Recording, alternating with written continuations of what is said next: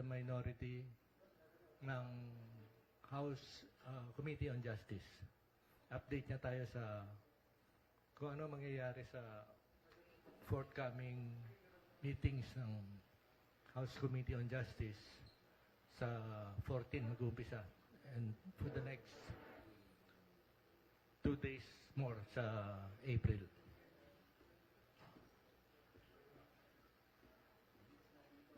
Wala pa si Congressman.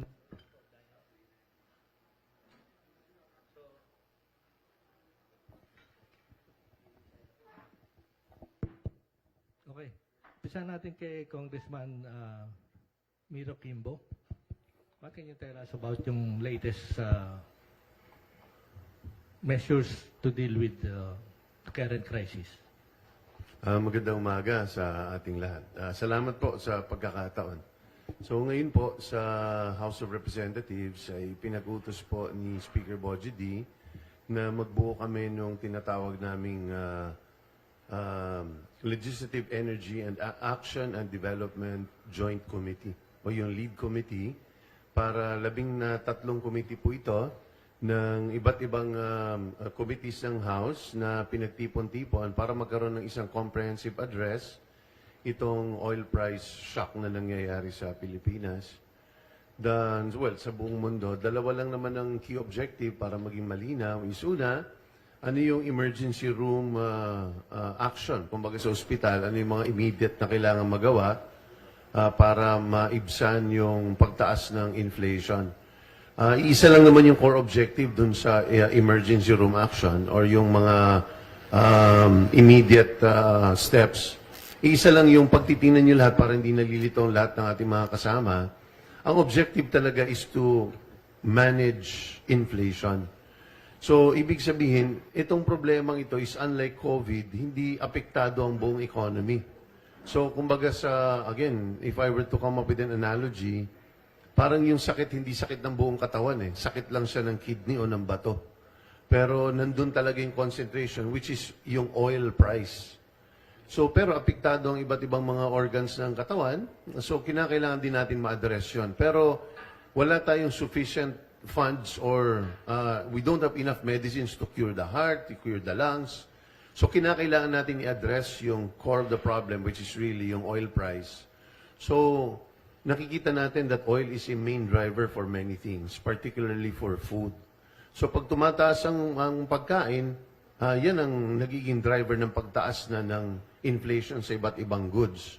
Magpapasokan, so tataas ang presyo ng school supplies. So in a nutshell, really, the immediate action that is needed is how do we control prices simply by controlling the effect of the oil price shock. So ibig sabihin, ang main action natin is talagang tulungan yung industriya na apektado ng langis para hindi siya maka-apekto dun sa iba. So, you're talking about mainly transportation, that's number one. Pag tumaas ang presyo ng pamasahe, tumataas ang lumiliit ang kita ng tao. Tumataas ang cost ng pagtransport ng goods. So, dito yung magiging mga main subsidy program such that, una, mamamasada. Kasi pag mag-iikot kayo ngayon sa gabi, alas 9 na, marami pang nag-aabang sa lansangan dahil wala talagang maraming hindi namamasada. So how do we control that? We control the effects of inflation simply by providing the necessary assistance sa ating mga jeepney drivers. So that's service contracting. Yung ayuda na 5,000, talagang I think appreciated naman pero tinanggap natin na hindi talaga siya enough.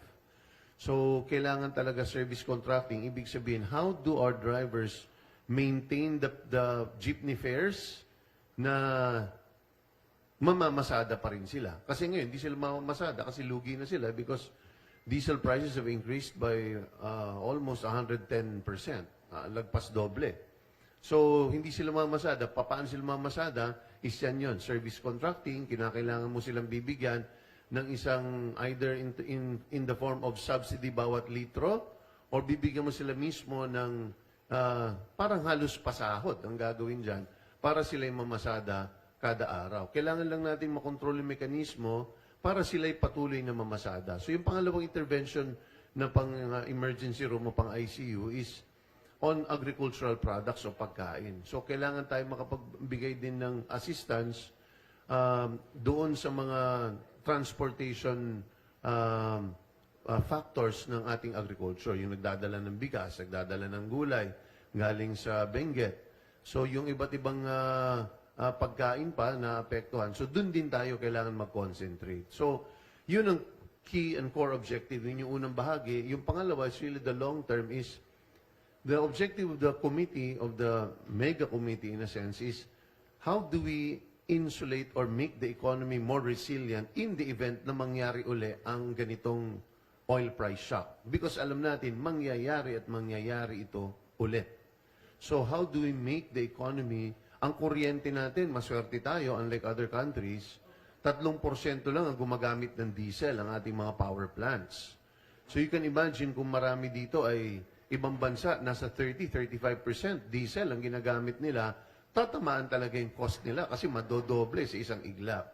So, yan ay isang halimbawa, ano yung long-term plan natin para mas marami tayong non-petroleum sources of energy pagdating sa ating power generation.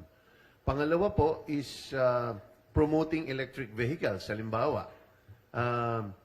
Pinakamadali. So, off the bat, pinag-uusapan na namin nung unang hearing is practically requiring at least half of our government vehicles, baka pwedeng gawin ng kuryente.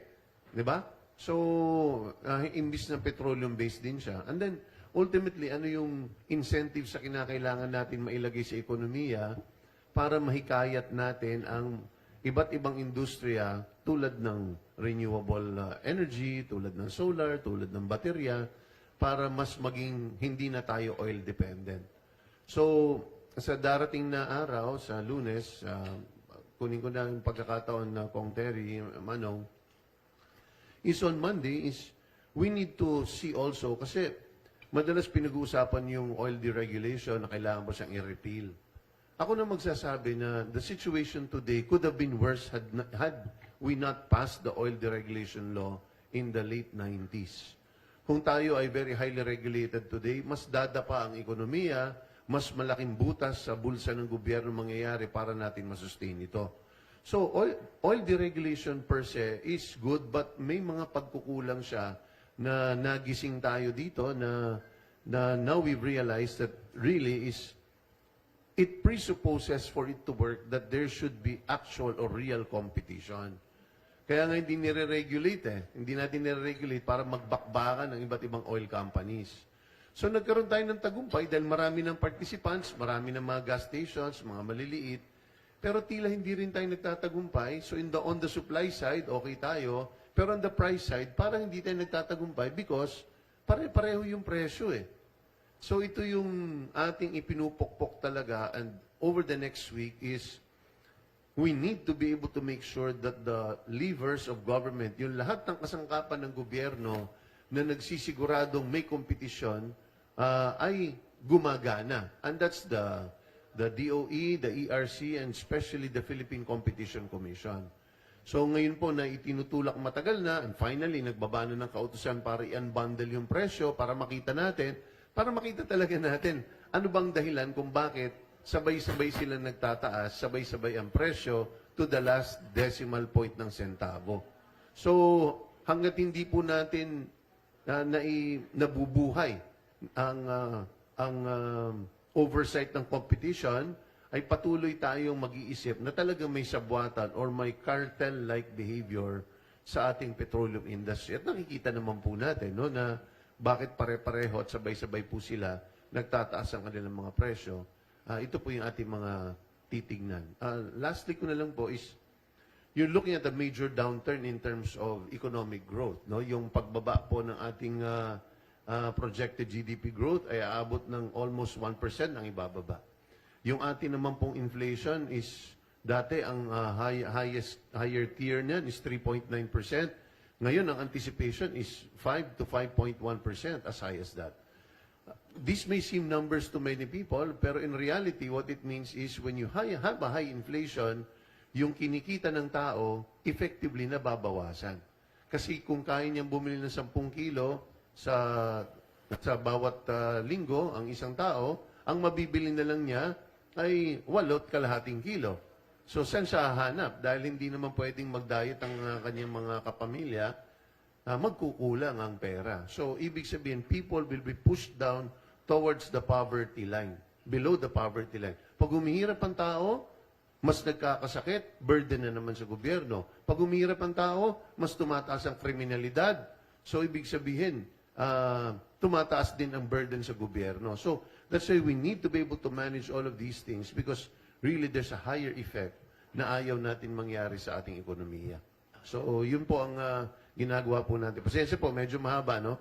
Salamat na lang sa pagkakataon po. Okay. Kung, alam naman natin na may epekto talaga ito, pero the way some sector are propagating kung anong epekto, hindi naman kasing lala kung nangyari ang sitwasyong ganito na naganap siguro 20 years ago. Kasi merong mga mekanismo ngayon ng teknolohiya na hindi tayo masyadong apektado, like work from home. Tapos may mga solusyong nagawa na, kagaya nung panahon ng COVID, binabayaran ng gobyerno ng mga buses para pumasada at nang hindi maapektuhan yung mga pasahero. Pwede bang gawin yung ganung mga solusyon ngayon na nakuha natin nung panahon ng COVID, yung work from home at saka yung gobyerno nang re-renta dun sa mga passenger jeepneys and passenger buses? Dalawa ang problema sa langis, no? Una is supply. So yung mga work from home, lahat, etc., yan ay two-pronged, dalawang purpose nun. Is number one, para mas makatipid yung tao, hindi na siya mamamasada, nasa bahay siya, nakakapagtrabaho pa rin. Pero pangalawa doon is, hindi rin siya nagko-consume nung very finite resource natin ng petrolyo. Ibig sabihin, nakakadagdag siya para hindi tayo pumunta doon sa na mauubusan tayo ng supply. So, sa lipunan ngayon, sa nakikita natin, walang issue on supply. Ang problema lang talaga is masyadong mahal. So, ang hindi natin ma-determine kung gaano katagal itong giyera na ito, kung magtatagal. Meron silang kapayapaan ngayon, wala pang 3 oras, nagkakaroon na ng bakbakan. So, these are just things beyond our control. Yun yung parati ko pinapaliwanag. The problem that we have is not because of our own doing. And I have to, gusto kong purihin ng gobyerno na marami na rin silang ginagawang in the immediate para ma-address po ito. Ang sinasabi lang po natin dito is, but because it is beyond our control, kinakailangan pag gumagawa tayong hakbang, talagang triple, quadruple time. Hindi pwede yung double time. So dito, hindi pwede yung teka-teka. Kailangan natin makapag-desisyon ng mabilisan, lalong-lalo na ang bawat araw ay importante. So tulad ng suggestion is, marami na tayong naging hakbang kung paano natin pinapababa ang tulong. At lalo ngayon, mas calculated natin dahil hindi buong ekonomiya eh. So transportation ang pinaka-importanting kailangan mabigyan talaga ng solusyon at saka kuryente. Yan ang dalawang bagay na kaya natin considering na hindi ganun kalaki ang ating pondo. Ang challenge na lang dyan is, dapat in terms of also long-term by now, nagagamit na rin natin yung National ID System. Yung National ID System, hindi pwedeng pangalan lang yan, identifier. Dapat yan ay unique ID number, nakalagay ang anong trabaho mo, magkano kinikita mo, meaning nasaan ka in the entire economic decile. Nakikita. Para itong magiging basihan, para tayo namimigay ng ayuda pagdating sa ganitong klaseng krisis. Ikaw ba'y fisher folk? Ikaw ba'y magsasaka? Ikaw ba'y operator? Ikaw ba'y walang kinalaman? Hindi ka makakatanggap kung wala kang hindi ka apektado. So this is also something that needs to be done by PSA because that is exactly the purpose. Because ayaw natin na natatapon yung ayuda dahil pinipili lang kung sino ang malakas sa kapitan, malakas sa politiko. Ayaw natin ng ganon. Gusto natin yung ayuda, epektibo dahil may purpose siya. Ayaw natin mag-spread yung contagion. Ayaw natin mag-spread at lumala yung sakit. Doon lang siya dapat concentrated kung nasaan ang problema. So, iniisa-isa na po natin yon lahat ng... at ang balak natin is, pag nag-resume po kami ng first week of May, ay meron na po tayong omnibus bill na malabayanihan free by that time. Mabubuo natin, that's why we are conducting all of these hearings, is that so we can have a comprehensive bill that the Speaker will file come the first week of May pag nag-resume po kami. Yun po ang core objective kung bakit po natin ito ginagawa. Sige, shift muna tayo sa hearings ng Committee on Justice. Kong Terry, ano yung posible mangyari sa April 14? Magandang umaga po sa ating lahat. Ang inaasahan nun natin sa darating pong Martes, no, April 14, ay una, wala na hong makakapigil sa pagdinig pong ito. Nagkaroon po ng ikatlong petisyon kahapon, pero ito po ay pag-uulit lamang ng pong mga original points ng Torreon complaint. So, ang sinasabi nga ho natin, parang nagsasayang ng papel. Ito pong mga abogado na nag-file po ng third complaint against the impeachment proceedings. No? Dahil ang sinasabi din ho nila doon, they are principally adopting the position of the first complaint, no, against the impeachment. No? And pangalawa, yung pinakamahalaga naman pong petisyon ay yung pong petisyon po mismo ng pangalawang Pangulo. Dahil siya naman po yung interested party, meron pong legal standing dito sa bagay po na ito ng impeachment proceedings. No? So, yun po yung una. And dahil hindi po naglabas ng temporary restraining order ang Korte Suprema at nag-order lamang po na magbigay ng komento ang House of Representatives at lahat po ng ibang respondents, magpapatuloy ang mga pagdinig na magsisimula po sa April 14. So, inaasahan natin na lahat po ng mga sinabpina na mga tao, personalidad, mga dokumento, ebidensya ay maisasalang po sa araw po na yon. So kasama po rito yung pong pagsalang kay Ramil Madriaga, yung self-confessed bagman ni Vice President Sara Duterte. Mapag-uusapan po rito kung ano ho ba yung detalye at laman ng kanya pong affidavit. At tingin ko gusto rin pong matest, no, ng atin pong mga kinatawan, miyembro po ng komite, yung kredibilidad ni Ramil Madriaga. So malamang po ay iisa-isahin yung pong mga detalye ng kanya pong affidavit. Meron pong particular focus din po sa confidential misuse, no, sa araw po na ito. So maisasalang po yung Commission on Audit Officer na bumuo ng report relating to the misuse of confidential funds. Pag-usapan po dyan yung ano ho ba yung naging paglabag sa Department of Education, sa Office of the Vice President, nung pong paggamit ng confidential funds. No? Particularly, halimbawa, yung pong paggamit nito sa mga non-confidential expenses katulad po ng team building.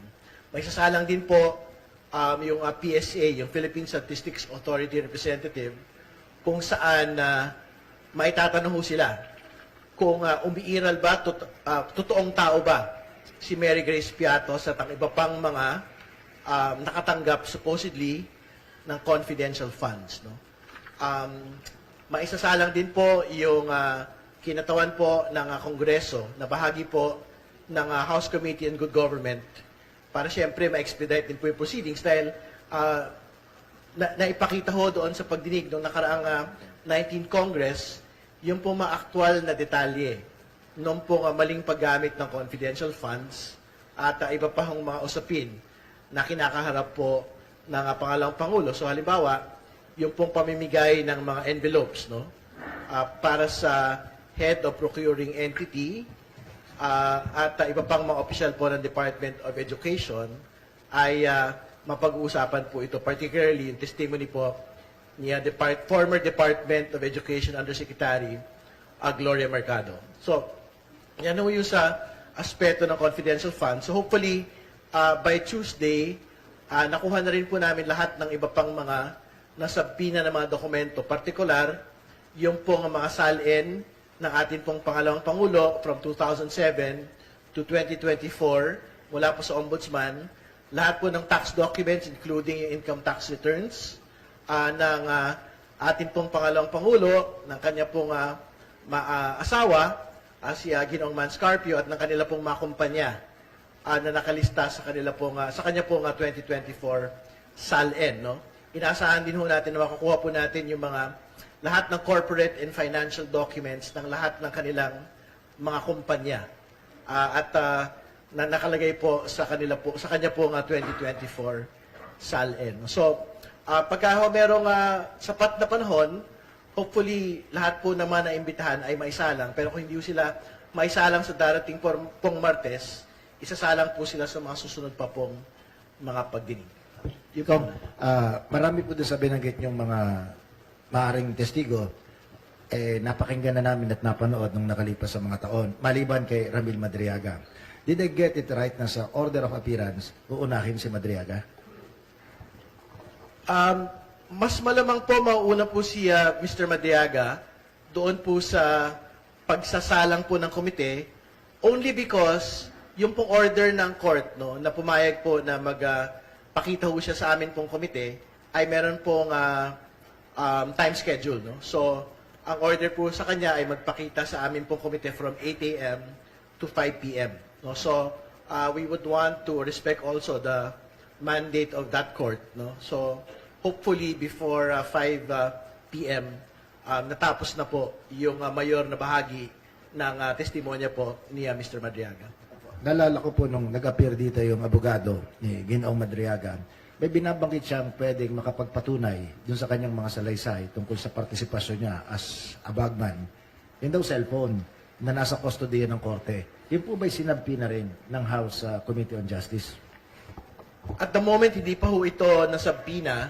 Pero ang totoo naman ho, it doesn't have to be subpoenaed during our proceedings. No? Kasi syempre, ang mas mahalaga po muna yung pong katotohanan ng kanyang affidavits. No? So, I think kung significantly convinced ang atin pong mga kinatawan, kahit yung pong pagsabpina nung pong iba pang mga dagdag na mga devices, documents, pwede hong magawa yan, whether in the House proceedings or in the event that we proceed to trial at the Senate. Yung po bang mga narinig naming mga pangalan itong nakalipas na panahon, Madriaga, Gutesa, at saka mga Marines. Sa inyong pagkakalam, somewhere somehow, sa nakalipas na mga taon, ay nagkakasama o magkakakilala? Sa totoo lang, hindi ko po alam. No? Kasi ang alam ko po ay it's an entirely separate endeavor. Ito pong Marines and Mr. Guteza. At it's an entirely separate endeavor. Ito pong kay Mr. Madriaga. But we will see in the course of the proceedings kung meron pong pagsasanga ang kanila pong mga landas. Si Senator Trillanes, mag-a-appear din ba? With the bank accounts ni VP? At the moment, wala po akong information no? Kung magpapakita po siya Senator Trillanes. But ang pagkakaalam ko, he has been mentioned in one of the complaints. So I think we will have to ask one of the complainants or their endorsers if they will ask Senator Trillanes to be part of the hearing proper. Sino pa yung isang iimbitahan sana? Well, ang totoo naman ho, katulad ng binanggit ko kanina, ang pinaka gusto ho nating maisalang, no? Yung mga pinakabago at pinaka-compelling po na mga ebidensya. So, bukod po kay Mr. Madriaga, ang isa po doon sa pinakabago at pinaka-compelling po ng mga ebidensya ay yung pong documentary evidence mula sa Ombudsman, BIR at SEC. No? Kasi dito na ho mailalahad kung meron po ba unexplained or explainable po ba yung yaman ng atin pong pangalawang Pangulo dahil magbabatay po tayo doon sa forensic analysis, doon po sa kanyang stated 2024 SALN at a net worth of 88 million. Kong, how strong is the argument that grave abuse of discretion exists to warrant yung intervention ng Supreme Court in this stage of the proceeding? Tingin ko wala akong grave abuse, no? Kahit nga ho, not grave abuse, tingin ko wala akong ganun. Kasi nga, everything that the House Committee on Justice has been undertaking is within the mandate of the Constitution. We are mandated to conduct a hearing after determination of sufficiency in form and substance. Yung po yung una. Pangalawa, within the House rules, meron pong karapatan to conduct a hearing ang atin pong House Committee on Justice after determination of sufficiency in form, substance, and grounds, no? At makapag-elicit po ng mga additional evidence through compulsory processes like subpoenas. And finally, to be clear, yung Supreme Court po mismo in the Duterte versus House case, no? Ang sinabi ho nila doon, ang House Committee on Justice po ay empowered, may poder to receive evidence. No? At kasama po doon sa reception of evidence ay yung po iba't ibang mga klase ng evidence katulad ng documentary and testimonials. Kaya hindi ho totoo yung sinasabi nila na hindi ho pwedeng mag-elicit ng additional evidence ang House Justice Committee. Hindi ho tayo nakatali doon sa mga ebidensya na ipinasa at time of filing. Lalo't higit, ito po ay kung makakadagdag o makakapagpa-weekend doon po sa kaso mismo. Kasi nga, ang sabi ho nila in that petition na final po nitong nakaraang mga araw, sabi nila, hindi, doon sa piskalya nga ho, evidence at hand lang po yung importanteng pagbabatayan. Gumawa tayo ng paglilinaw dyan na hindi yun totoo. Yung po mismo manual ng prosecutors para sa mga preliminary investigation, nakalagay ho ron, empowered ang piskal na mag-issue ng subpoena do sa STECUM at testificandum para kumuha po ng dagdag ng ebidensya. And again, the purpose of this is justice para magkaalaman ho talaga at the level of a preliminary investigation at sa bahagi po namin at the level of hearing proper kung dapat ba talagang tumawid, tumuloy o tumigil yung proceedings po natin batay sa mga umiiral na ebidensya. Yung, teka, si Ombudsman Remulla, do you expect him to come to the hearing with Salens? I think na-confirm po yung Office of the Ombudsman, but I think Ombudsman Remulla stated that he will deploy yung pong officer na meron pong access dito po sa mga Salens po nito. But of course, the Ombudsman himself is welcome to attend the impeachment proceedings po. Kung Ompong Ordonez.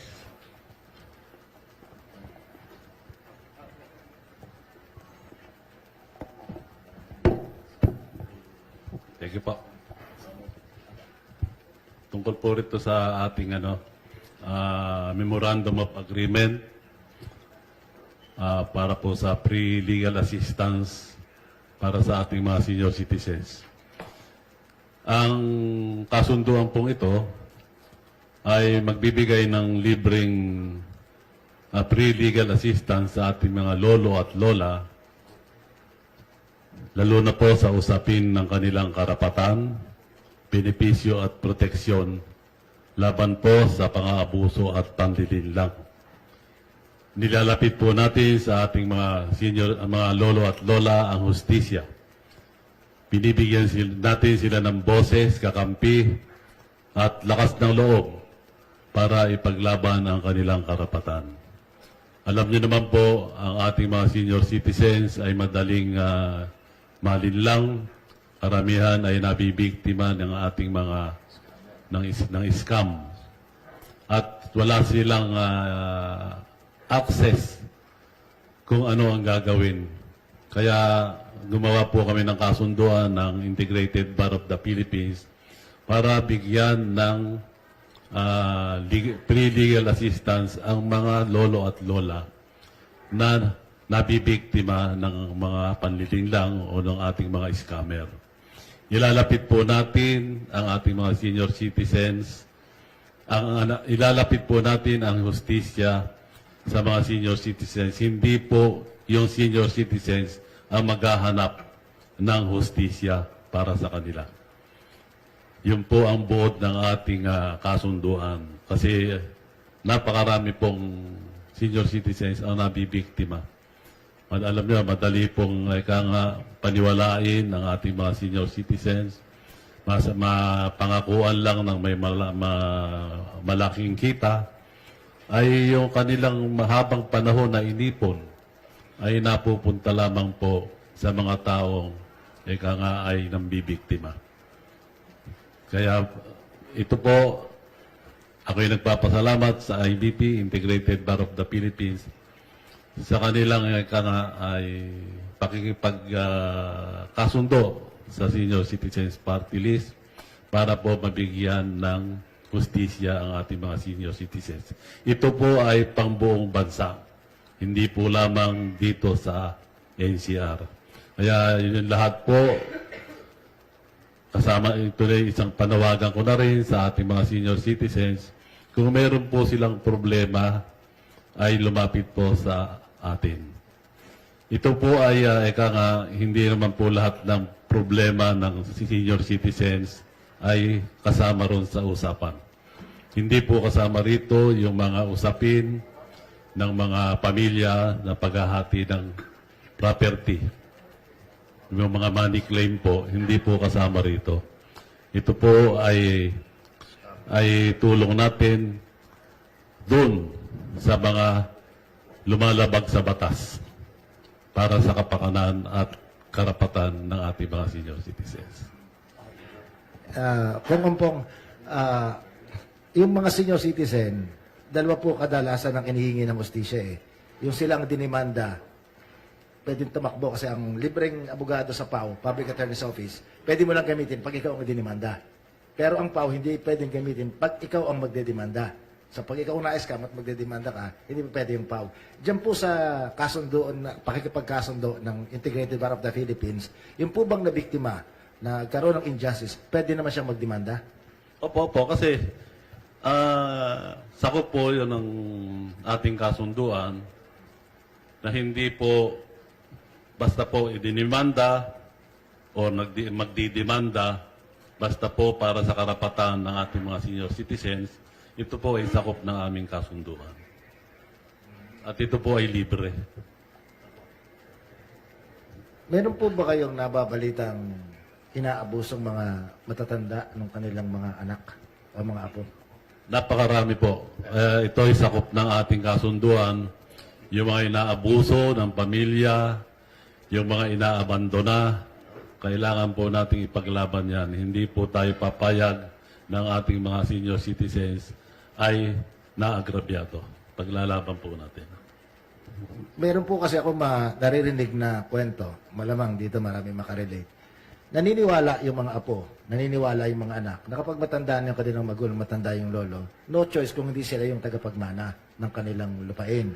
At nakokontrol ng mga anak at ng mga apo kung ano man ang proceed doon sa property ng matanda, lalo na mahina na at hindi naman nakapag-aaral masyado yung matanda.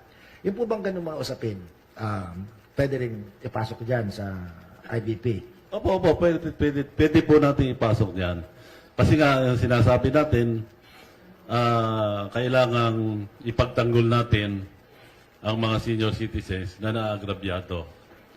Lalong-lalo na kung nangaagrabyado sa kanila ay mismong pamilya. Bibigyan po natin ng hustisya ang ating mga nakakatanda. Kailangan daw umalis si Congressman Miro. Kayo po nga graduate, hindi naman. Siguro isang maikling ano lang. At baka may tanong kay Congressman Miro. Pagpasensyahan nyo lang po, first time ko dito, pero next time kahit 3 oras po. Pero ngayon talaga, hindi ko lang humatanggihan, pero may activity po yung anak ko eh. Ito ko tawag na po. Apo, hindi pwedeng tanggihan ng anak. Parang magulang yan. Asawa pwede, pero anak hindi.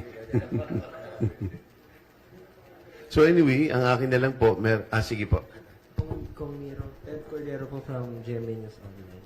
Kailan niyo po imbitahan yung mga oil companies for hearing ng cartelling? So this week po yon, magsisimula na po bukas. So iisa lang naman ang i-determine talaga natin dito. So once and for all, we need to find out ano yung nagiging nagpo-push ng behavior. Sorry, Monday po. Sorry, pasensya. Hala ko linggo eh. Ha? So sa Lunes po, is-imbitahin po natin para once and for all po makita natin sila ang nag-file ng kaso sa Supreme Court para i-prevent yung unbundling. Yung unbundling po is ayaw po nila i-reveal kung paano po nila in detail kino-compute ang kanilang mga presyo. So, kailangan po natin malaman kasi bakit po kung iba-iba po yan eh. Ang mga oil companies, para din pong sari-sari store. So, kumbaga, pag nasa isang kalsada yan, ngayon, nire-require ng DOE every Tuesday dahil sabi nila, ayon sa batas, yun po nakasaad, na kailangan daw po ang price adjustments ng mga oil companies, ginagawa lang nila dapat once a week. Every Tuesday by 10 in the morning, nakapag-submit na po sila. So para pong hindi nalalayo yan, parang sa isang maliit na kalsada, nire-require mo ang lahat ng sari-sari store, maglabas kayo, magkano ang presyo ninyo tuwing Tuesday 10. Magkano ang suka mo, ang isang cellophane na suka, langis, asukal, magkano ang chichirya, cup noodles mo dyan, kailangan nyo ideklara. Kapag ganyan po, sa nangyayari natin sa oil companies, pare-pareho po yung presyo. Merong general formula po on cost of to import, meron po yung income nila, yung premium, insurance, tax. Essentially, yun po, freight. Yan po yung mga basic items ng kanilang costing. Pero ang katakataka dyan ho is, bakit pare-pareho po? Kung yung tindahan po sa sari-sari store, meron po dyan nakakabili ng pang-isang buwan na pupunta sa grocery dahil malalim ang kanyang bodega o meron siyang kapital. Yung iba po, every 3 days, 4 days, nagpapalit ng inventaryo dahil yun po ang araw ng paniningil at paghingi nila nagdagdag na kredito galing sa Bombay.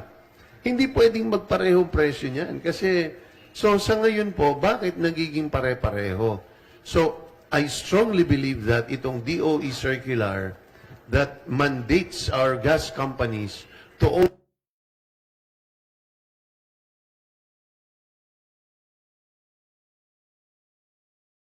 only adjust their prices every Tuesday morning promotes itong cartelization.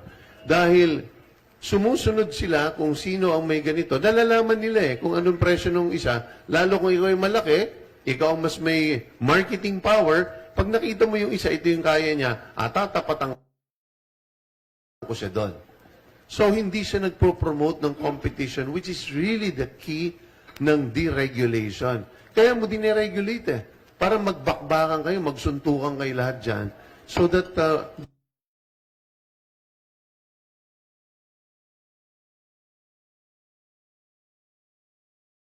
Filipino people can get the right price. But what is the missing element? It will only work if you have a very strong anti-competition policy and monitoring. Pag hindi po nahihimay-himay ang kanilang costing, hindi nakikita kung paano nila generate itong kanilang price, hindi natin nakikita magkano ang kanilang hawak na inventaryo ng gasolina, hindi tayo makakatanggap ng correct effect ng oil deregulation. Sir, ako po si JC from TV5. Ay, To be JC. very clear, yun pong sa Monday, iimbitahan pa lang sila or haharap na sila sa Monday? Haharap na po sila. Imbitado na po natin sila sa Lunes.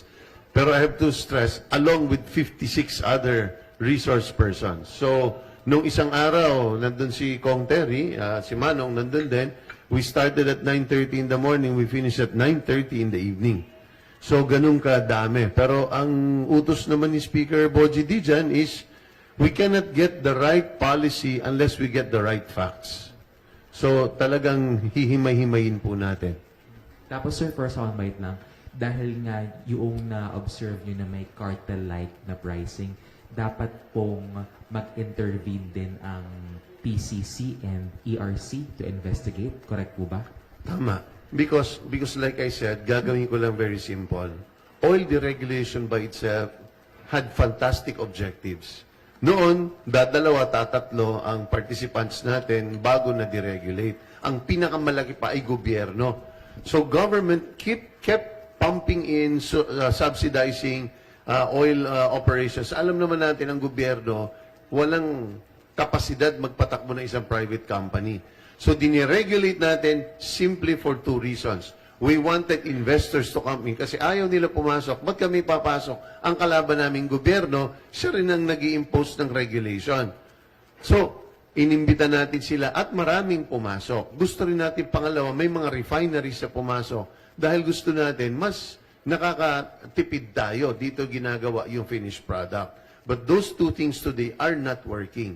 Ibig sabihin, we have less refineries than when we started after the deregulation. And then pangalawa, ang presyo ay hindi siya akma sa competition. So the PCC and the Energy Regulatory Commission as well as the DOE, they need to work. Kailangan nilang magtrabaho kasi sobrang tagal nang inaantay nito. Hanggang ngayon, wala pang kahit isang findings na naglabas sila na meron talagang cartel-like behavior na kahit mismo ang Secretary ng DepEd sinabi na even without looking at the facts, the fact that when we see the pricing happens this way and the mechanism for adjustment happens only once a week, ay nakikitang may cartel-like behavior. So the PCC needs to do its job.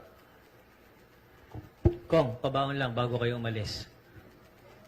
Meron bang basihan yung panawagan ng ilan na itigil yung impeachment proceedings sa Kongreso dahil magpapalala lang ito dun sa maaaring kaharapin na krisis pang ekonomiya ng ating bansa? May basihan ba ito? Well, iiwan ko na yan kay Kong Terry kasi yan ang hatian namin sa trabaho. No? So, the reason why, lahat may kanya-kanyang mandato. These are all political decisions that are made by different political bodies. So, I leave that to Kong Terry. Itong isa pang tanong, yung unbundling, anong argumento ng oil companies na hindi pwedeng i-unbundle yung kanilang rates? Pag titingnan natin ultimo yung chips, unbundled up to the last minerals Bakit ayaw nila? Alam mo, maganda yung naging dahilan nila na for a while talagang gumana is because ang tingin nila is proprietary. Ibig ko sabihin, parang negosyante kami. Maraming sikreto kami dyan kung paano namin nilalabas yung presyo. Pag inilabas na po namin yan, malalaman namin ng kalaban namin kung paano kami nagiging mas efficient. Meron namang, pwede naman Meaning, naglalaban tayo. Ibig sabihin, whether it's a media company, whether we are both automobile manufacturing, meron kami mga sikreto kung saan kami mas nakakatipid. Ayaw namin i-reveal sa inyo yun kasi na-discover namin on our own yun, on our research and development. But there is a way to be able to protect that. So may integridad ang proseso ng unbundling such that kailangan pagtiwalaan ng gobyerno na the interest is so much higher. Kasi pag tinitingnan po ninyo, ang tinitimbang natin dyan is the proprietary interest ng mga oil companies on one hand, and on the right hand is yung karapatan ng publiko na makinabang sa isang public good. It is a good imbued with public interest. Hindi sa chichirya So, kailangan niyang i-reveal. Ang kinakailangan lang, ang tawag dyan si in-camera, there is a process na ironclad na kayang gawin, sinasabit yan sa DOE na hindi nakikita ng iba. And there are certain things na pwede mo ipaglaban, hindi namin pwede ilabas ito. But these are, ang detalye dyan is, we're looking at more than 1,300 data points na pwedeng makita. So may items dyan na pwedeng pagdebatihan. Ito, wag natin ilabas ito, pwede ba? Pero right now kasi wala ka talagang nakikita Yes. Pero kung ganun ang kanilang argumento na napakaraming sekreto na mabubulgar, bakit magkakapareho ang presyo nila? Anong efficiency ang kanilang pinaglalaban? Anong sekreto? Yan ang pinakamalaking tanong. Kasi kung talagang may mga sikreto at may efficiency sila nagagawa, bakit in the end, pagdating sa gasolinahan, pare-pareho kayong presyo? At sabay-sabay kayong nag-a-adjust. So yan talaga ang pinakamalaking katanungan na malakas ang aming paniwala that this should be able to bring down the price of gas. Kasi not only are we going to unravel kung paano sila nagpa-pricing, but more importantly, magbabakbakan na talaga sila sa presyo kapag hindi na sila pwedeng magtago. Right now, nakakapagtago, nagpo-promote siya ng potential sabuatan. So, palagay niyo ba may competition o may co-opetition? Ano yung tanong, Idol? Yung mga petroleum companies, may competition among themselves o may co-opetition? Tingin ko may competition naman, pero marami ring areas of secret cooperation. So, ayoko silang itrato na para silang mga demonyo or what. They are businessmen. And they take advantage of whatever the system provides them. Ganun ang negosyo. Diba? Hindi mo sila aasahan na maging charitable institution dahil meron silang shareholders. Bilyon-bilyon dolyar ang nilalagay nila dyan. Papel ng gobyerno na i-temper ito, siguraduhin na kumikita ka, pero hindi naman at the expense ng ating mga mamamayan. At lalo ngayon na ramdam natin ito. Sabi ko nga, ang mga maliliit na problema ng ating ekonomiya, sumisingaw at nararamdaman natin pag nagkakaroon parang sa bahay. Pag nagkakabagyo, dun mo lang napapansin, barado ang alulod. So, ito ang sitwasyon natin sa oil company competition. Really, as far as I'm concerned, from what we see, there is a lack of genuine and comprehensive competition. Last question na lang sa GMA7. Hi, ma'am.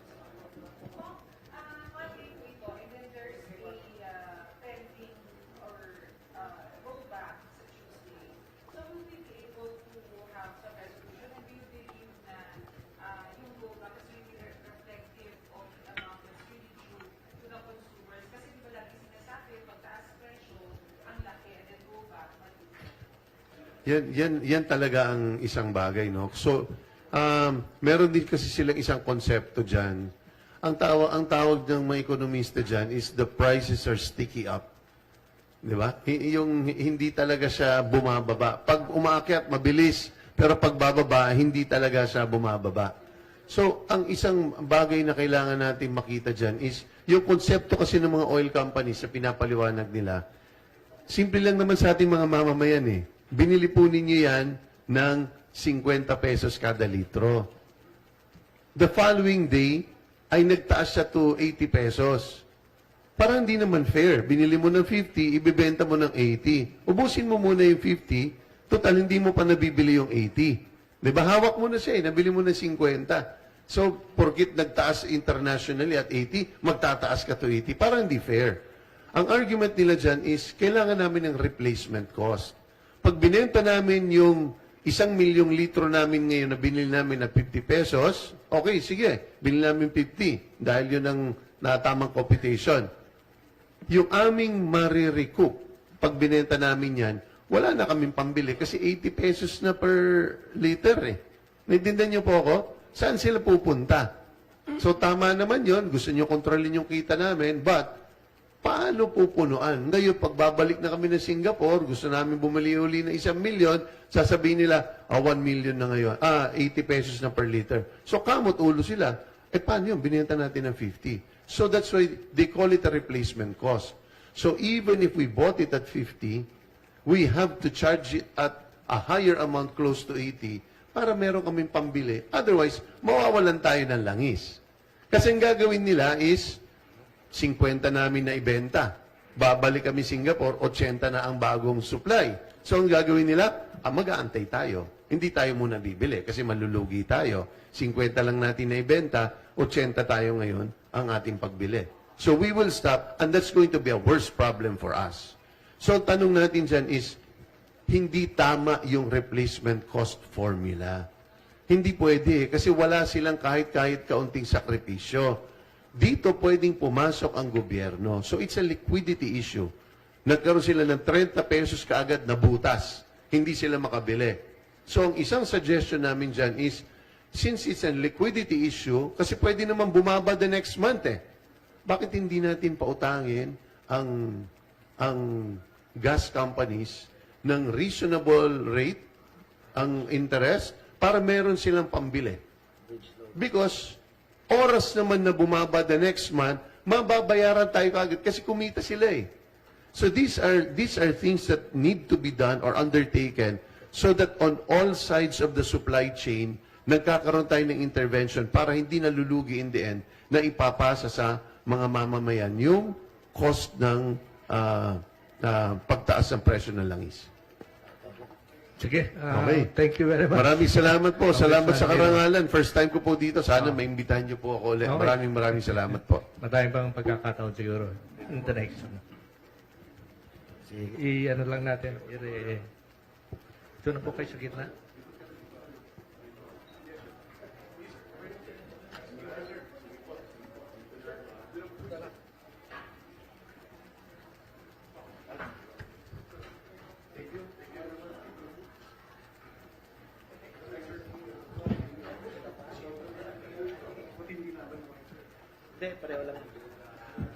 Okay.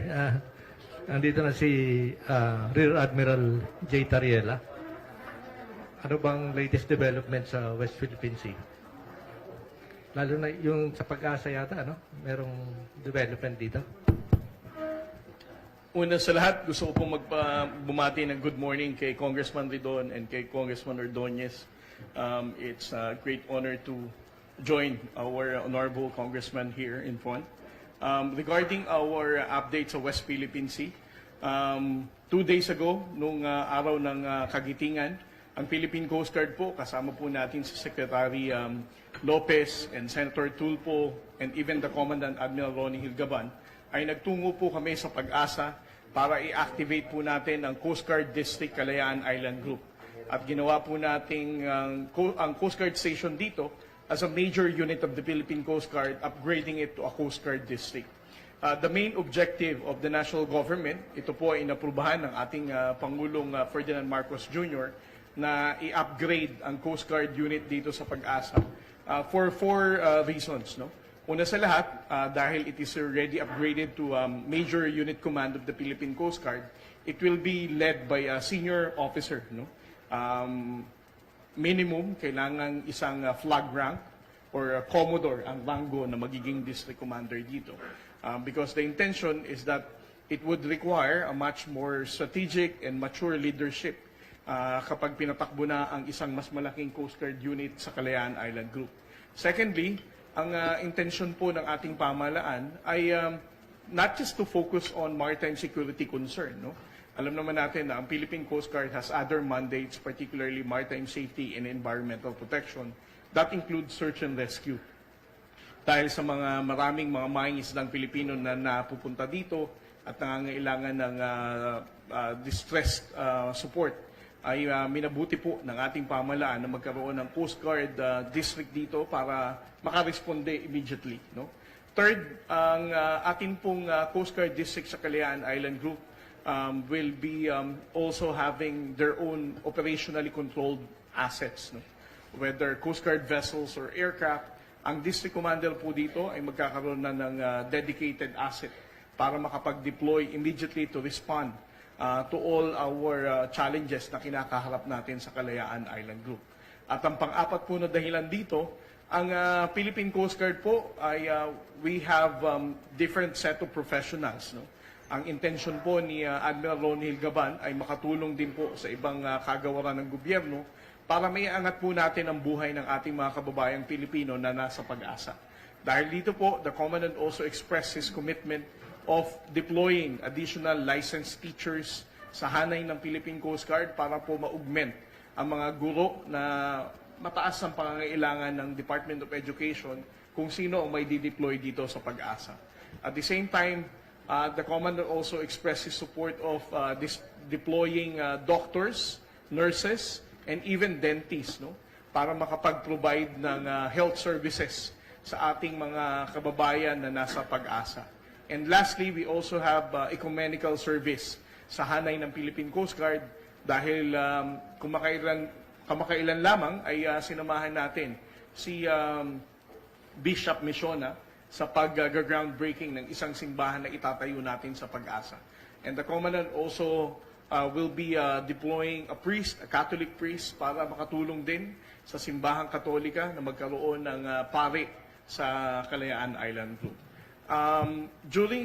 Right after the activation of the Coast Guard District, no, ang ating pong mga eroplano ng Philippine Coast Guard also conducted an MDA flight to optimize the deployment of our Coast Guard assets in jive dito sa activation ng Coast Guard District Kalayaan Island Group. No? At dahil dito, ang ating pong mga eroplano ay lumipad sa Kalayaan Island Group.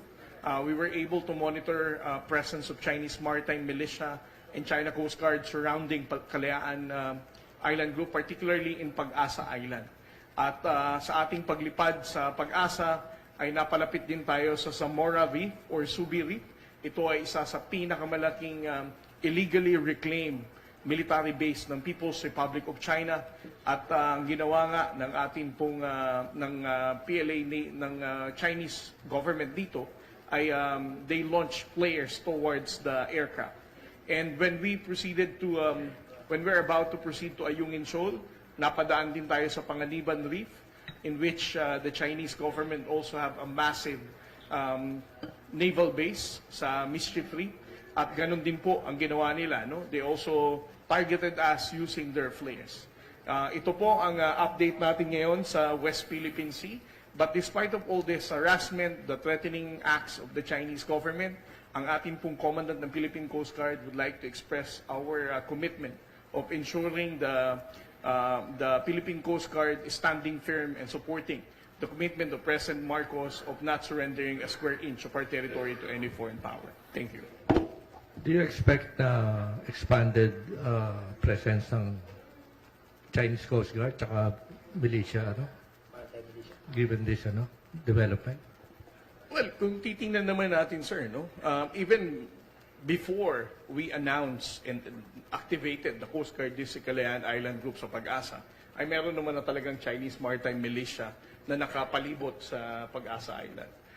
As to whether we can anticipate a significant increase, lagi namang ginagawa ito ng Chinese government, no? But on the part of the Philippine Coast Guard and the national government, we are prepared to all these threatening actions na gagawin ng Chinese government.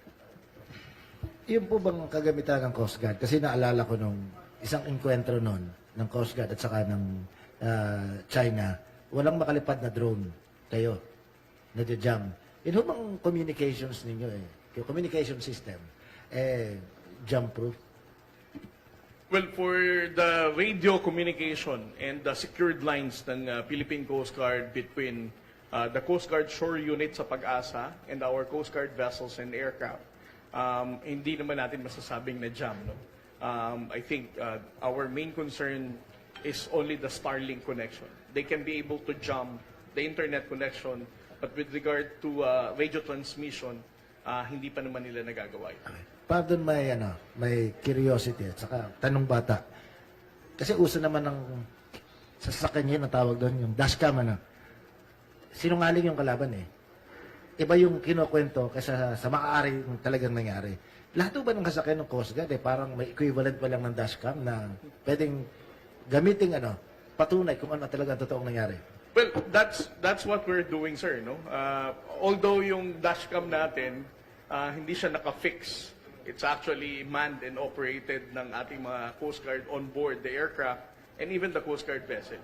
And bukod sa ating mga tauhan na humahawak mismo ng camera at lente para i-document ang mga illegal activities ng China, we are also lucky to have embedded journalists and media personalities para ipakita sa mundo kung ano ang pag-violate ng China sa ating pong karagatan sa West Philippines. So, ang tanong ko pong kasunod, bakit ngayon nang gagawin? Samantalang sa halagang 500 piso, meron ka ng kamerang maliit Hindi ba pwede naka-fix para, of course, marami naman dito marunong sa camera. Pag gumagalaw yung kumukuha, pwede sabing in-edit. Pero kung naka-fix, parang CCTV, talaga may point of view. Ang mga lente natin, especially for the aircraft, sir, matataas yung resolution ng lente. So, kailangan mo talagang i-manually adjust. No? Siguro pwede yan sa barko, no? May naka-fix siya talagang dashcam. But it's also useless kung malayo din yung barko. No? Kaya kailangan natin ng talagang manually operated na mga camera lenses dahil malalayo yung maaabot niya. Yung bilateral consultation mechanism between the Philippines and China, 12 na yata ang ginagawang meetings ito pero walang nangyayari tukol sa yung dispute sa sa West Philippine Sea. Represented ba ang Coast Guard dun sa BCM? Well, for the BCM, the Philippine Coast Guard is always asked as well by the Department of Foreign Affairs to send one senior officer to represent the Philippine Coast Guard. But my comment regarding your question as to ano ang napapala natin sa BCM, parang ganyan, sir, ang pagkakatanong nyo. No? But 12 na nga yung meeting since 2017, di ba? Yes, sir. But again, I support the Department of Foreign Affairs. Ako ay naniniwala na BCM is still relevant in a way that we are still talking to each other. No? as to the impact of the BCM, the mere fact that both sides are willing to discuss and have dialogue, that is still a good advantage point for both parties. Ino bang mga diplomat natin na yan, no? Mga diplomats natin, hindi na tumututol din sa Transparency Initiative. Pwede po nyo hindi pala sagutin. Well, first of all, sir, I don't think that any member of the national government is against the transparency efforts of the National Task Force for the West Philippine Sea. No? At alam naman natin kung gaano kahalaga ang transparency effort when it comes to the West Philippine Sea. According to the recent survey, 94% of the Filipinos last December expressed their support, no, at appreciation of what the national government is doing, making everybody aware of what's happening in the West Philippine Sea. Hi sir, si Jervis po sa ABS-CBN. Sir, baka natanong ka na dito in the past few days, pero gusto namin na marinig ulit. No, ano po ang position ninyo dun sa proposal for joint oil exploration between China and the Philippines? Which is, sinabi ng ilang mga critics ay it's expected to weaken our stance sa pag-claim ng ating mga rights sa West Philippine Sea. Well, I reserve my comment on that particular issue. The President has spoken, the Department of Foreign Affairs also said something else. So I would choose not to respond to it. Thank you. Okay sir, we respect that. Sir, doon na lang sa EO 111 ni President Marcos, no, nag-issue siya ng EO na gusto niyang in order nga na pangalanan ng Filipino names sa mga features sa West Philippine Sea. Ano po ang comment po natin? Para sa akin, I appreciate the executive order that was signed by President Marcos, allowing us to call all of those maritime features sa kabuuan ng Kalayaan Island Group sa pangalang Pilipino. No? At least we can have legitimacy at some point because we use our own language naming those particular maritime features. Pwede kay Kong Ompong. Kong, magtanong lang po ako sa inyo. Sa ganitong sitwasyon ho, kung saan nakikita natin yung gobyerno ay nag-renew ng pamimigay ng ayuda sa ilang sektor ng ating lipunan. Paano po ang postura ng mga senior citizens? Nakakatanggap po ba ang karamihan sa kanila? O dependent pa rin ito dun sa mga LGUs na ibinibigay? Well, actually, hindi ayuda yung natatanggap namin, kundi yung sa social pension for indigent. Ngayon, nakakatanggap sila ng ayuda, yung tinatawag natin AIX. Pero dito sa mga nangyayari na to, wala akong nababalitaan na ang ating mga senior citizens ay nakakatanggap ng ayuda. Nasaan na po tayo sa puntong ito kung saan hindi ba dapat universal o pangmalawakan po yung binibigay na pensyon? Pero ngayon po parang base sa pagkakaunawa natin, depende po sa kakayahan ng mga LGU pa lang. Meron po bang hakbang na ginagawa ang partido ninyo para may sa katuparan yung isang universal na pensyon para sa ating mga senior citizens? Alam mo kasi, yung universal, last Congress, ito ay naiakyat natin sa Senate, magaman hindi umusad. So, nitong 20th Congress, ito na ating inirefile at ito ay nakapasa na sa Committee on Senior Citizens at ngayon ay nasa Committee on Appropriations at pinag-uusapan yung dapat na ilaang pondo. Now, yun nabanggit mo yung local government mga local government ordinance kasi yan na nagbibigay sila ng ibang benepisyo para sa ating mga senior citizens. Yan ay depende sa kakayahan ng isang LGU.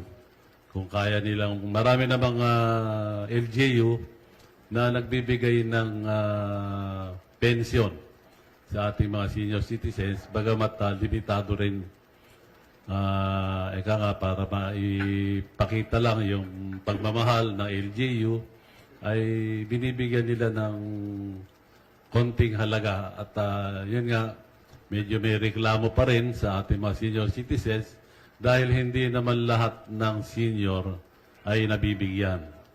Karamihan ang reklamo, mga kakampi labang ng LGU yung nakakatanggap. So yun ang nakakalungkot. Dapat kung magbibigay tayo ng biyaya sa ating mga senior citizens, dapat sa lahat, hindi yung namimili lamang ng kakampi. Kung naalala ko, sometime last year, inilipat yung Office of Senior Citizen Affairs, dati under sa Office of the President. Ngayon, ginawang attached na lamang sa DSWD. Ano pong nangyari? Mas naging efficient ba yung pagbibigay ng tulong sa mga senior citizen na nasa ilalim ng isang departamento o mas maganda pa nung dati na nasa ilalim ng Office of the President? Yan ang ating mahigpit na tinututulan. Kasi nag-issue na executive order ang ating dating executive secretary na gawin na lamang attached agency ang NCSC ng DSWD. At ako'y naniniwala po na ito ay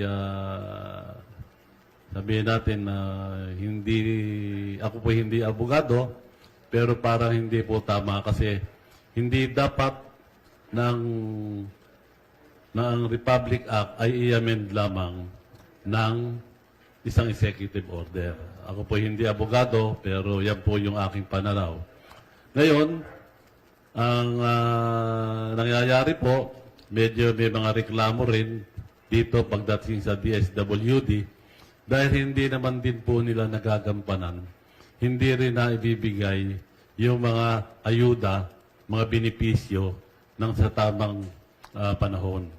Maraming reklamo dito sa ating centenarian na kung saan ay hindi po na ibibigay ng tama. Yung pong yung edad na 80, 85, 90, 95, dapat po niyan bago mag-birthday or yung araw ng kanyang kapanganakan ay matanggap po yung biyaya o benepisyo. Hindi po natatanggap. Kamukha po nung centenarian na 100 years old, dapat maibigay bago or during yung the day nung kanyang birthday. Hindi rin po na ibibigay. Hindi ko ba parang it's a downgrade? Yung dating Office of Senior Citizen Affairs under the Office of the President, ay tama-tama. Dating kabataan representative si Kong Terry Redon. Pati yung National Youth Commission, nandun na rin, under na rin ng DSWD. Inalis na rin sa Office of the President. Hindi ko ba parang kung umpong ang later mame kay Kong Terry, hindi ba dinowngrade yung mga kakaiba yan kasi ito lang yung may sector na mandated ng edad. Kaya po i-create yung ating Republic Act 11350 o yung creation of National Commission of Senior Citizens para po mayroong isang komisyon na tututok sa ating mga senior citizens. Isang komisyon na yung independent commission na doon lang nakatutok. Kaya po tinututulan ko kasi sa dami po ng mandato ng DSWD, ay ako'y naniniwala na hindi naman nila kayang gampanan. Pagkamukha niya, nagkaroon ng kalamidad, o di mapapabayaan na ng senior. Kamukha nitong crisis natin, nakatutok sila ron sa mga apektado nitong crisis, nalimutan na naman ng senior citizens. Kaya po, ako'y nakikiusap sana na ibalik ang National Commission of Senior Citizens sa Office of the President. At ito po'y matagal ko nang ipinakikiusap sa ating Pangulo. Kay Kong Terry,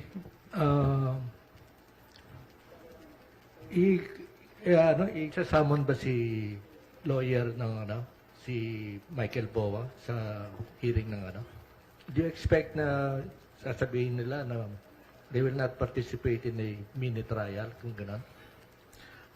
Si Mr. Powa po is being subpoenaed not as a part of the defense panel but as a high-level official of the OVP and the Department of Education.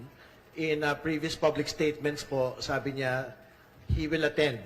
And he will not invoke client confidentiality on questions relating to his work in the OVP and in the Department of Education. So hopefully we will see him there on Tuesday po for him to honor the subpoena of the House Committee on Justice. May statement na siya na dadalo siya. Wala pa siyang pinaabot no, sa komite, pero I think we had seen some of the interviews that he had made in the previous days. Yun po yung mga commitment na binanggit niya. So, hopefully, he will deliver on that commitment. Sige, questions from media? Sa impeachment complaint?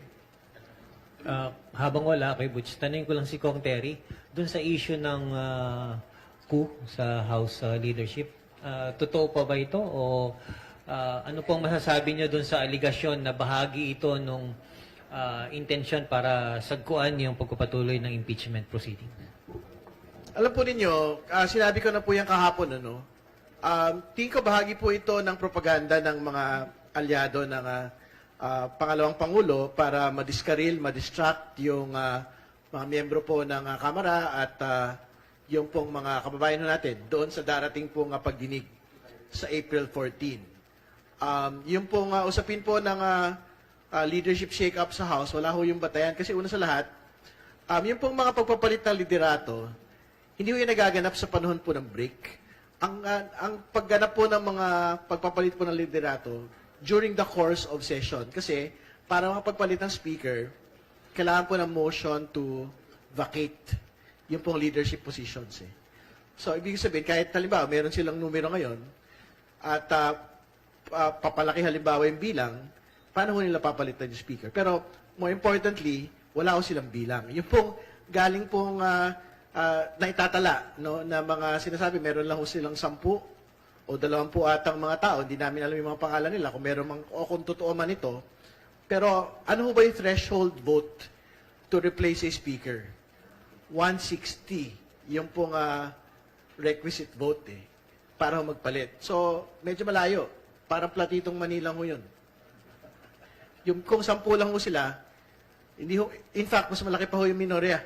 Doon po sa 10 ho nila sa kasalukuyan. No? So, but again, tingin ko hindi ho yun totoo, wala ho yung batayan, intriga lang po yun. In the same manner, na yung pong pag-iintriga ho doon sa kalusugan ng Pangulo, ay paulit-ulit hong binabanggit ng pong mga supporters at alyado ng atin pong pangalawang Pangulo. Sir, ano po ulit, JC from TV5. Si VP Sara, lagi naman siyang invited, no? Kada may hearing yung House Justice Committee. Tama po. Sa lahat po ng pagdinig, meron pong karapatan ng atin pong pangalawang Pangulo na ilahad ang kanya pong mga ebidensya, ilahad po ang kanya pong mga depensa. Nakalagay po yan sa House Committee on Rules. At bahagi po yan ng pong paggalang ng due process rights ng atin pong pangalawang Pangulo. Okay. Pero di ba nung first hearing, no-show siya? Sa pangalawa kaya, ano pong expectations ulit natin? Wala kami expectation. So, malaya po ang pangalawang Pangulo na humarap at magpresenta po ng ebidensya sa lahat po ng mga pagdinig, pero malaya din po siya na hindi po magpakita. Essentially, waiving her right to present her defense. But, again, to be clear, in the event that the Vice President actually goes to the House Committee on Justice and presents her evidence, yung kanila pong Supreme Court petition will be immediately be dismantled. Kasi jurisdictional po yung question nila sa Korte Suprema. Wala daw pong jurisdiction to proceed yung po House Committee on Justice. So, pag nagpakita siya dyan, syempre, that is basically admitting to the jurisdiction of the committee on her and or other impeachable officials in the manner that we had proceeded from the beginning up until this moment.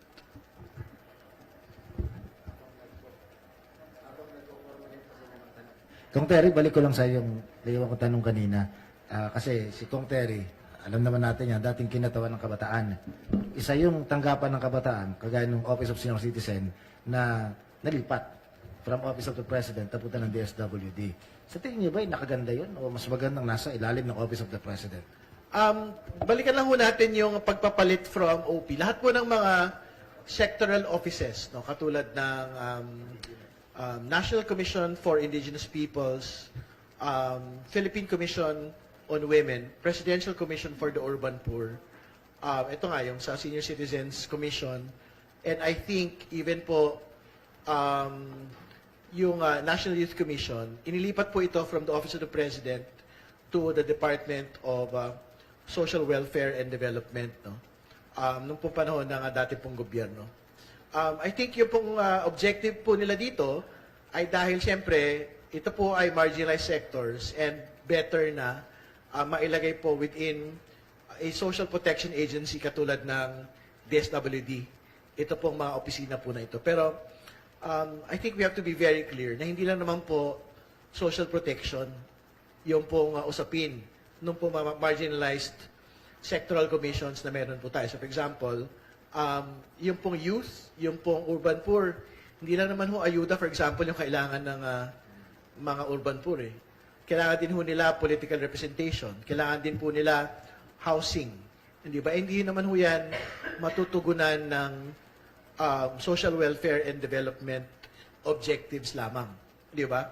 In the same manner, yung senior citizens, ganun din ho yun. Hindi lang naman ho ayuda at pensyon at kung anong mga tulong sa mga matatanda eh. Yung pong mahalaga para sa kanila. Yung political participation po of older people at the twilight of their lives.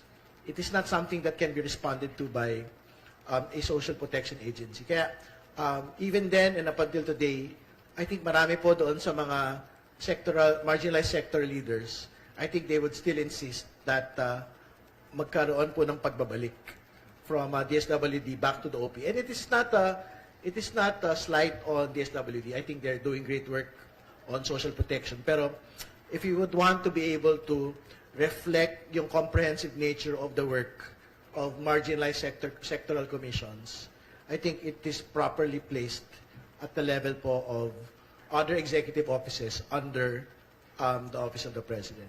Kung may isang nakaka-bewilder na pangyayari sa paglilipat ng mga commission under the office ng DSWD. Kagaya ng NCIP. Usually, yung indigenous people, ang problema dyan kapag merong mina dun sa kanilang ancestral land. Dalawang titulo natin, yung ancestral title at saka yung kanti yata ang tawag doon. At yung titulo na yung Torrens title na ginagamit natin bilang may-ari ng lupa. Imagine kapag tumututol, gamit yung kanilang ancestral rights, ang isang indigenous group sa magmimina, magrereklamo yung commission, aakyat doon sa DSWD. So, ano dadalhin ng DSWD? Ayuda. Well, yun po nga yung actual consideration. For example, NCIP po. Ang trabaho nga niyan, sila din po yung nagbibigay ng certification na hindi po naapektuhan yung mga indigenous lands, ancestral domains and lands nung pong mga development activities Hindi ba? Yan ganyan po mga bagay that I don't think that is something that is within the mandate of the DSWD. So for example, doon po sa Urban Poor Commission, kasama po doon sa mandato nila yung pong PDC, yung pre-demolition conferences, no, para tiyakin po na wala pong marahas o madugo pong demolisyon sa mga komunidad po na maralitang tagalungsod. I think that is a mandate that is a bit separate from the social protection mandate of the DSWD. Hindi ba? So, kumbaga, kailangan mo talaga umiral separately, independently po ito mula po sa social protection mandate ng DSWD. Di ba ang DSWD, sila yung puso ng gobyerno. Imagine ko yung dapat caring department ng DSWD dahil under nila itong mga komisyon ito na pwedeng mag-dispense ng desisyon na makaka-apekto sa sektor na kanilang nire-represent, hindi mo parang ano yun? Parang baliktad. Yung dapat na nanay na tatakbuhan mo siya yung nanay na papalo sa iyo. Hindi, well, yun na nga ho. So, I think ang bola po ay nandun sa mga komisyon. I mean, kung sila naman ho ay magsasabi na we would want to return to the OP as the mother department or mother agency of all of these commissions, tingin ko naman ho, pakikinggan po ito ng Pangulo. Sa ano po, sa Coast Guard. Dumadami na po yung patrol base ng Coast Guard. Hindi ko kaya dumating sa punto na mas marami pa yung ating patrol base kumpara sa ating mga assets. Hindi naman siguro, sir. No? I mean, and siguro naman. I mean, we have 10 44-meter vessels. We have 297, 183, and 424. Well, obviously, outnumbered yung number of days right now. So, for example, ang position natin in a month, we have 27 sailing days in Bajo de Masinloc. So, 27 days, matagal yan, sir. Kung ito-total mo ang number of vessels that we have, obviously, outnumbered nga ang number of days. But again, let me also reiterate the fact that the national government is also supportive of acquiring more Coast Guard vessels. Ang pinakamalaking number of vessels na dadating sa atin will be coming from France. No? 20 of that will be constructed in France, and then the other 20 will also be locally constructed here in the Philippines in support of our local shipbuilding. So by that time, mas outnumber na ang number ng vessels natin with the number of days that we sail in a month. Yun ho bang mga darating na mga bagong sasakyang pandagat na ito galing sa France? Yan ho ba naman may kakayahang maglayag? Kahit merong panahon ng tawag doon, yung malakas ang hangin? Habagat. Kapag panahon ng habagat. Well, the 44-meter vessels na nanggaling sa Japan, although hindi naman ito malaki, no? Kinakaya naman natin na mag-conduct pa rin ng search and rescue sa gitna ng typhoon kapag may nawawalang mahingis ng Pilipino. And the design also of the Coast Guard vessels are pretty much considered pagdating sa mas malalaking alon. No? And I would like to believe that all of this naval architectural design is also considered sa pag-design ng mga Coast Guard vessels natin. Although it's not as huge as the 97-meter, ang patrol ships na magagaling sa France is pretty much can sustain those bad weather conditions. Yung China, yung monster ship nila ng Coast Guard, gano'ng kalaki yun compared sa capability ng... The monster ship of the Chinese Coast Guard has an overall length of almost 165 meters. So, you can just imagine, yung 40-meter vessel natin, sir, is times 4 the size of that monster-sized Coast Guard vessel. They have the largest Coast Guard vessel in the world. Hindi ba magandang target yun? Okay, may tanong kayo, makasama sa media. Yan na siguro. Kung wala nang mga katanungan ng ating makasamahan sa media. Okay, maraming salamat sa ating mga panauhin ngayong araw na ito. Si Bicol Saro Representative Terry Redon ng House Committee on Public Accounts, si Congressman Rodolfo Ordonez ng Senior Citizens Party List, at si Rear Admiral J. Tariela, spokesman for the Coast Guard on the West Philippine Sea. Maraming salamat sa inyong lahat at sa media na patuloy na nagko-cover sa atin. We'll see you next Saturday. Thank you.